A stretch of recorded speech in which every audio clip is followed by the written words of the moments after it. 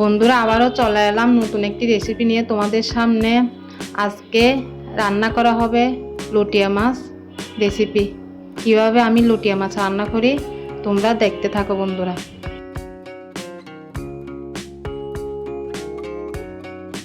আমি প্যানের মধ্যে তেল দিয়ে দিয়েছি, এরপরে পেঁয়াজ কুচি দিয়ে দিচ্ছি।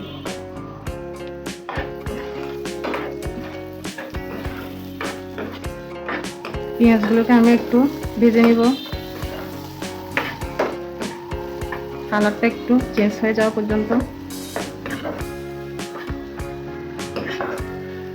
বন্ধুরা, যারা নতুন আছো সবাই আমার চ্যানেলকে সাবস্ক্রাইব করে দিও, সবাই আমার পাশে থেকো। তোমার বন্ধুদের মাঝে আমার চ্যানেলটিকে শেয়ার করে দিও। আমার রান্নার রেসিপিগুলো কেমন হচ্ছে সবাই আমাকে কমেন্টের মাধ্যমে জানিয়ে দিও।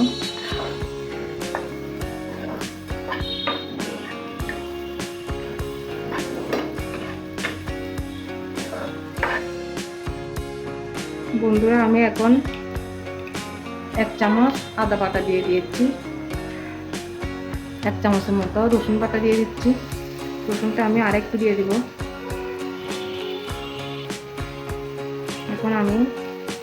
এখন আমি পেঁয়াজ বাটা দিয়ে দিচ্ছি।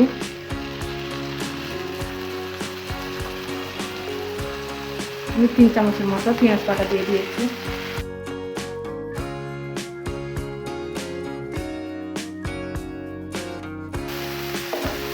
বন্ধুরা, তোমরা আমার রেসিপিটা ফলো করে একবার হলেও ট্রাই করে দেখিও। আমি যেভাবে লটিয়া মাছ রান্না করি তোমরা আশা করি এভাবে রান্না করলে হাত চেটে পুটে খাবে। গরম ভাতের সাথে এরকম লটিয়া মাছ থাকলে আর কিছু লাগে না।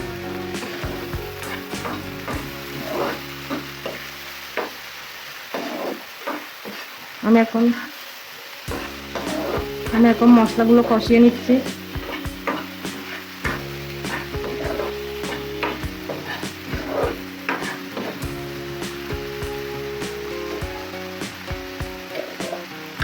হালকা পরিমাণে লবণ দিয়ে দিচ্ছি।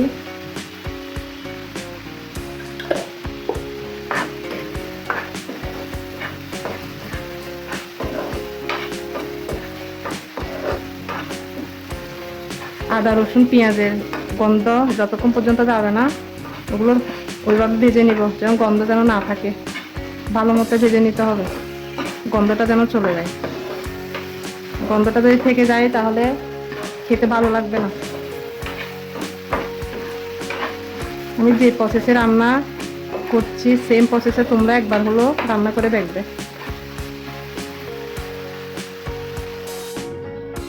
প্রথমে আমি 1 চামচের মতো হলুদের গুঁড়া দিয়ে দিচ্ছি। তোমরা চাইলে কম বেশিও দিতে পারো। 2 চামচের মতো লাল মরিচের গুঁড়া দিয়ে দিব। তোমরা যদি একটু ঝাল কম খাও তাহলে 1 চামচ দিলেও হবে। আমি কাঁচা মরিচও দিয়ে দিব এখানে। কাঁচা মরিচটা দিলে লটিয়া মাছটা স্বাদ আরও দ্বিগুণ বেড়ে যাবে। 1 চামচ ধনিয়ার গুঁড়া দিয়ে দিচ্ছি। একটু জল দিয়ে কষিয়ে নেব।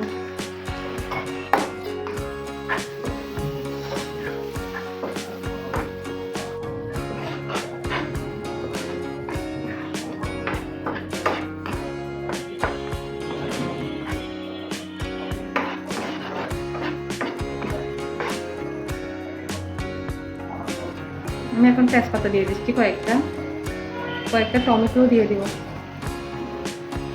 টমেটোটা পরবর্তীতে আবারও দিব, এখন কয়েকটা দিয়ে দিচ্ছি।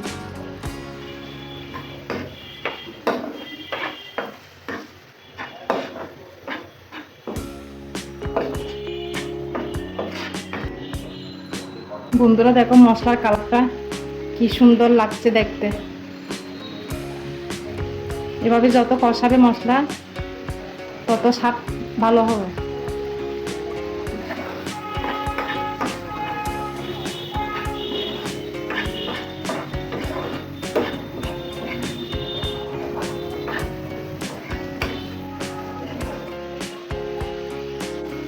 বন্ধুরা, দেখো আমি এখন বেগুন দিয়ে দিচ্ছি।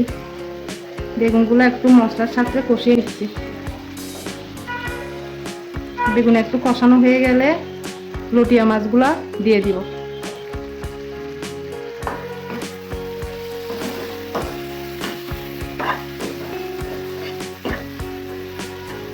বেগুন টমেটো দিয়ে লটিয়া মাছ রান্না করলে খেতে অসাধারণ লাগে।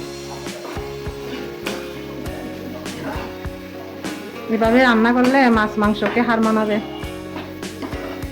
লটিয়া মাছ রেসিপি এভাবে রান্না করে সবাই একবার হলো ট্রাই করে দেখিও। এই মশলার সাথে বেগুনগুলো একটু কষিয়ে নিচ্ছি।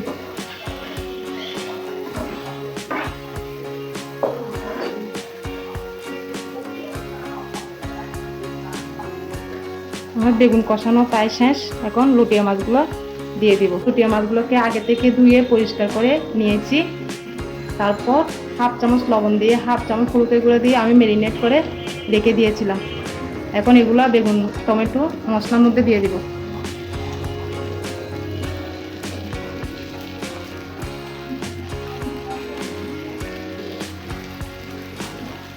মশলার সাথে মাছগুলা ভালো মতো মিশিয়ে নিচ্ছি।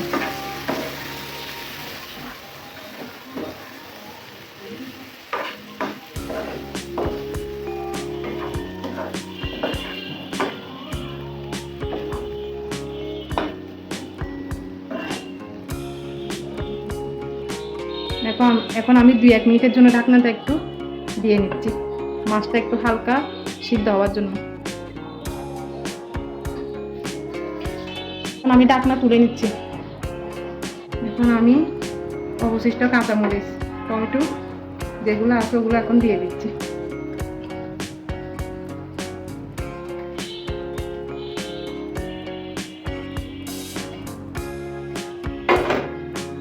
এখন দিয়ে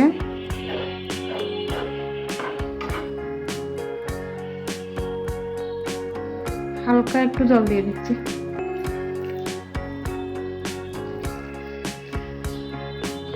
মাছটা একটু সিদ্ধ হওয়ার জন্য।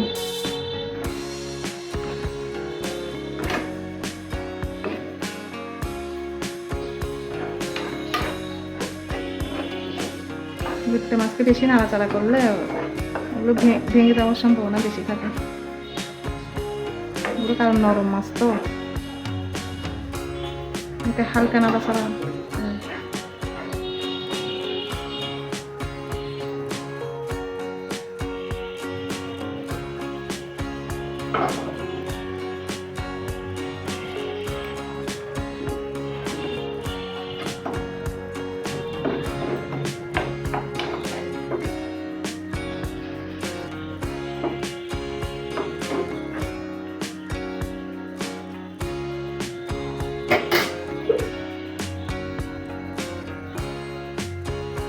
এগুলো একটু ফুটে উঠলে ধনিয়া পাতা দিয়ে নামিয়ে নিব।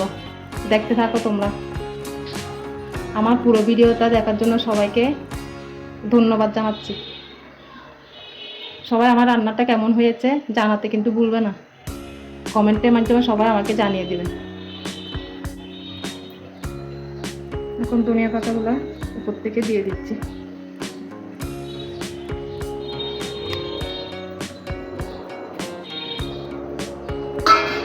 এখন আমার রান্নাটা কমপ্লিট হয়ে গেছে। এখন আমি ঢাকনাটা দিয়ে দিব।